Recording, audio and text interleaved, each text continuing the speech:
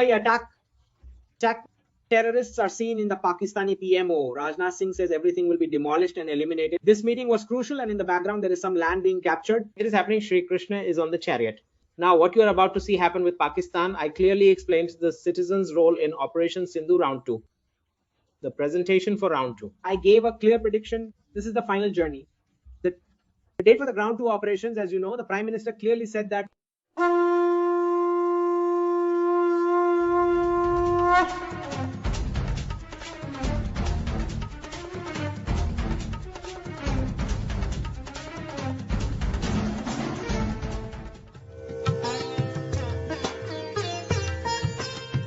Rajnath Singh ji is saying that our neighbor, given its situation, might try some misadventure and then it will get a beating. So this time we will eliminate them completely, demolish everything. Everything will be completely demolished and eliminated. Whoever dares to get in the way of the forces. And there is going to be a complete and total wipeout. There is absolutely nothing. There is absolutely no question of stopping. Everything will be done all at once. Whatever is destined to happen to you.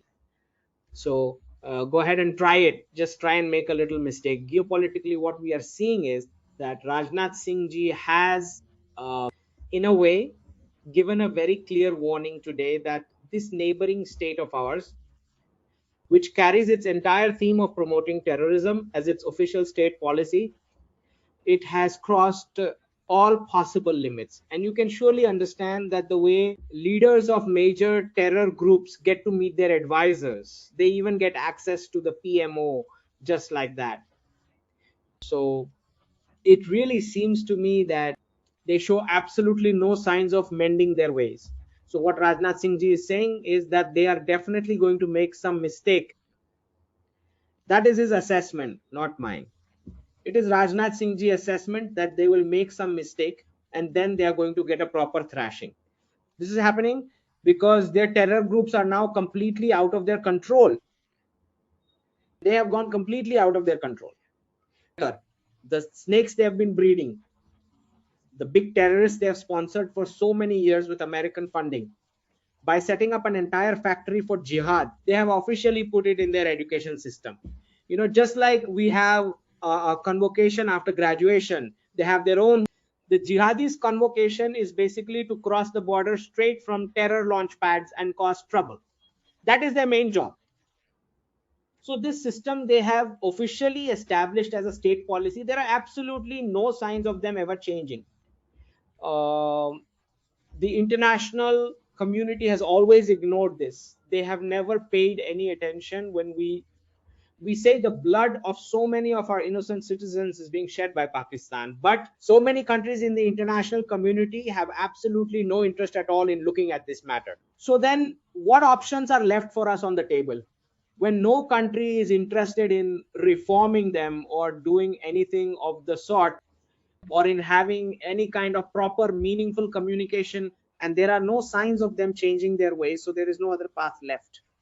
We have to do what we must do. We will do our job ourselves. No one else is coming to do it for us. So all these jihadis that come pouring out of their madrasa, it has become just an endless supply now. And in this endless supply, the situation is that their education system, who is going to reform it? Who will put in those billions of dollars to improve their education system? They can get it from Saudi Arabia and the UAE, but that is another thing. The matter is that they should first acknowledge that something is actually wrong on their side. So when they accept it, then the process of de-radicalization can start. But they do not seem to be the ones who will accept it. So they only understand the language of being beaten. They only understand brutality and absolutely nothing else. So whatever brutality is needed, we will have to be the ones to do it. No one else is going to come and do our work for us. So we have already warned them. You must have seen that just a few days ago, Jaishankar ji met with all the representatives from West Asia, because the situation has become so tense in the entire region due to the Iran conflict. And on top of that, with Afghanistan, their proxy war is already going on at the Durand line.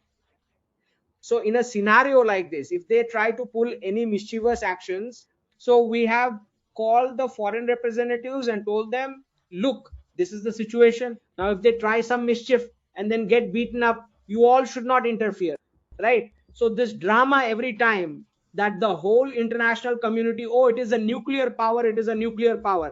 This business they do of stopping Bharat when Pakistan is getting a beating, well, this time no one should come. No one should pick up the phone, nor should anyone make a call. If you are so very fond of de-escalation, of mediation, just like President Trump's tweets come, I stopped it, I stopped it. If you are so fond of stopping it, then you should take full responsibility for the terror groups. You take the responsibility. If America is so very fond of mediating, then by all means you do it. Eliminate all the terror groups, then you do it, take responsibility, and bear the cost of the de-radicalization process. So they do not want to do anything, just send messages to Bharat. This cannot be allowed to happen every single time. Last time, as the chief of the Bharatiya Navy very clearly stated that last time they were stopped, within a matter of minutes, we were fully prepared to completely thrash them on their bases, naval bases. All their naval assets would have been completely wiped out. Last time they had it stopped, and the Prime Minister clearly said that I snatched the morsel right from their mouths. It was their plan. So it is absolutely clear that this is a fact, that our Navy was fully ready to thrash them. So every time someone comes along, we discuss, then the DGMO makes a request and we stop. Look, the Bharatiya forces understand when to stop. The Bharatiya leadership also understands it. It is not like Trump and it is not like the Russia-Ukraine one either, that will continue for years and years, right? This will also run for a few months. It is visible from the way it is. So that went on for years. This Iran one for a few months. We cannot run this with Pakistan for months. Whatever we have to hit, we will hit it all at once, right? So it is clear that we have to do our job. Then these delegations will be formed, and then when Pakistan gets beaten, then you can talk about whatever you want to talk about. First, you have to take a beating. This is the fundamental rule of negotiation. First, beat them as much as you want, then bargaining is bound to happen anyway. Discussion happens later. That will keep going on. Achieve your objectives, whatever you must do. That is what the approach should be. So I think the forces will not stop this time, because now enough is enough. Their shelf life is completely over, just like the use by date that you see on a product. Expiry date. These Pakistanis, these jihadis are jumping around past their expiry date. Their expiry date has already been crossed. So they are definitely going to get a beating, because you already know about their army chief, the ex-army chief, Bajwa. The one who fell in the bathroom, he fell some time ago. It has been quite a while now. But then on the 28th, he was horrified. But the thing to note is that even after all this has happened, there are no signs of them improving. You can see their terrorists are still roaming around freely. Their terrorists roam freely, hold rallies, and publicly spout all sorts of nonsense against Bharat. They gather all the jihadis and then they make plans saying, we are going to take this, we are going to do that. So now that Bharat is now on the verge of becoming giant, cannot be stared down by this kind of failed Islamic experiment. They cannot look at us with those big eyes. This cannot be tolerated anymore. Okay, so we have grown quite a lot. You can't just stare at us like that anymore. So you will get beaten. They are absolutely hungry for it. It is like they are just itching for a proper beating. So they are going to get it, because they will not learn their lesson without taking a beating. So whatever needs to be done to them, it will be done. And for a very, very long time, we have been watching to see if they will ever improve or show any signs of it. We conducted Operation Sindoor Round 1 last year in May, after which the unknown gunmen carried out a great deal of their internal cleanup. But after that, do you see any signs of them improving at all? No. Even after such a beating, no signs at all. So they are going to get it now. The terrorists from the Mumbai attack are seen in the Pakistani PMO, and Hafiz Saeed's son meets the political advisor.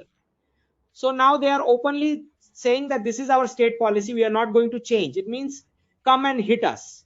That is what Pakistan is saying. So the international community is also responsible for Pakistan's behavior, because you have always tried to hide their actions and attempted to protect them. So this can't continue anymore. So whatever action needs to be taken will be taken for the security of our people, which is a major issue for us. Maybe the international community doesn't find it to be as important an issue, but we do. For our people's security, whatever must be done. They've shed our blood for years. We have had enough of them. So now, because their official policy is exactly like this, that their PMO, political advisors, all of them meet terrorists, talk to them, and engage with them officially, then this thirst they have for getting beaten up is quite something. Uh, so they will get it. They show all the signs for it. Now, our army chief Upendra Dwivedi ji, he met the Bangladeshi High Commissioner over here, and this meeting is important. It is very necessary for them to know what you are all about to see happen with Pakistan. You wouldn't want something like that to happen to you. So it was very important to give this message that you will see it, and whatever you see, you wouldn't want that to happen to you. So this meeting was very important, and you can see the background behind me. Here stands Acharya Chanakya. Here some land is being captured. Here stands Parth, and Sri Krishna ji is on the chariot. Here there is some scene from Pangong So Lake. So everything is going on in the background. All right then. Now for the people who last 2 weeks ago, I guess last week, those who heard my talk at the Uttar Gujarat Young Thinkers Meet, I had explained in detail what the role of citizens is in Operation Sindoor Round 2. So everyone has to fulfill their own responsibility properly. And you have to stand strongly with the government, whatever action is taken. All kinds of possibilities exist when a conflict happens. And it is totally random. It is not like it will or will not happen in one state. We really do not know that. Generally, the states that are adjacent to the border, that share a common border with Pakistan, those states have a higher possibility of being damaged, and Gujarat is one of them. So you have to be prepared for every single emergency situation. And the date for round 2 operations, as you already know, is not very far away now. So be prepared. A good amount of narrative warfare will also take place. I cannot give the entire speech here, but I had explained in detail how citizens will face the narrative warfare and how they should counter it.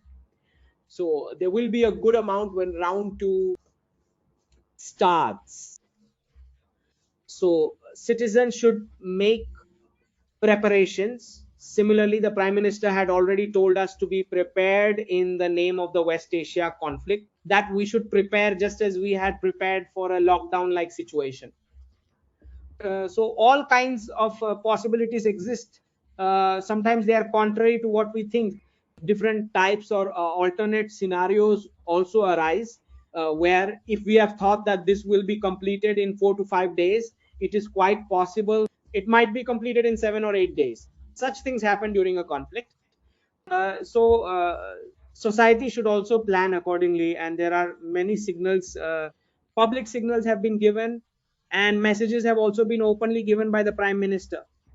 You've seen how the army chief who was there went for a visit yesterday. President Draupadi Murmu ji herself went to the Hanuman temple for a visit just last night. It was just last month that Aditya ji and I were at that very same Hanuman temple in Connaught Place.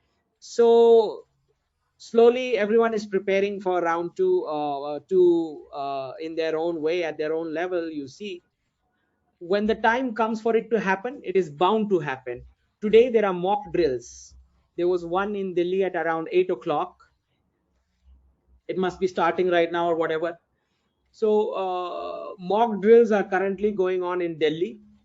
This is for civilians to face any kind of hostile attack. What sirens will sound, all of that is a kind of drill, a part of the drill process. So this is exactly what I have written here, that Pakistan has been given plenty of warnings to improve its behavior, but it is simply not improving. and they have already shed a lot of our blood of our innocent citizens. We were only on the defense for so many decades. So this Gazwa bug that's in their minds needs to be properly buried deep underground. And this failing Islamic experiment, it cannot stare us down like that. This will not be tolerated. Okay. So their time to get a beating is drawing very near. They are definitely going to get a beating. Now here is Nirupama Rao, this madam Nirupama Rao, who was in the External Affairs Ministry. And this madam is saying that with Pakistan, there should be a dialogue. A confident nation is one that holds a dialogue. Really, madam? During your entire career, terror attacks were constantly happening in our cities. I mean, there is absolutely no instance where we could put Bharat in the category of a confident nation wanting dialogue in that situation. During madam's career, Bharat was not in that position. Then now, to sit and advise others, she's one of those Aman ki Asha types, the poor thing. She won't get it now. After a short while, when they see round 2, can Operation Sindoor 2 and Iran conflict happen? Happen? Why are you even asking can? Especially when I've given you such a clear prediction about this last year. That when two conflicts begin to look completely normal, that is when the third one will start. I've explained it to you so clearly, and yet you are still asking me. Let me show you. Let me share the tweet with you. Then you should be able to understand it properly. Here it is. The final journey, when the two ongoing conflicts start to look normal to everyone, that is when the third conflict will start. I had also written this Akhri Yatra, which means the final journey, on 29th May 2025. Right? So you see, I had given a very clear prediction for round 2. You didn't see it, or you didn't understand it. Maybe that's the reason. Guruji, how many days will there be between Operation Sindoor and the conflict between Iran? That doesn't make any difference, because the Iran conflict will just start, pause. It's going to keep happening like that. As long as that circle of clerics is not completely wiped out, will N. Kumar be made Governor General of Integrated PO? I really don't know. I have no clue, and I do not really think so, that he already has that role. After POK is integrated, someone is definitely going to get a role. I think it is that person, what is his name? Ghulam Nabi Azad or something like that. From what I can tell by looking at his body language, it really seems to me that he has some kind of role. It will happen sometime later. Okay, anyone who wants to contribute, the QR code is up here if you want. Everyone, please like the video. Those who have not subscribed yet, please subscribe to the channel. That is all for the day. Jai Hind, Jai Jinendra.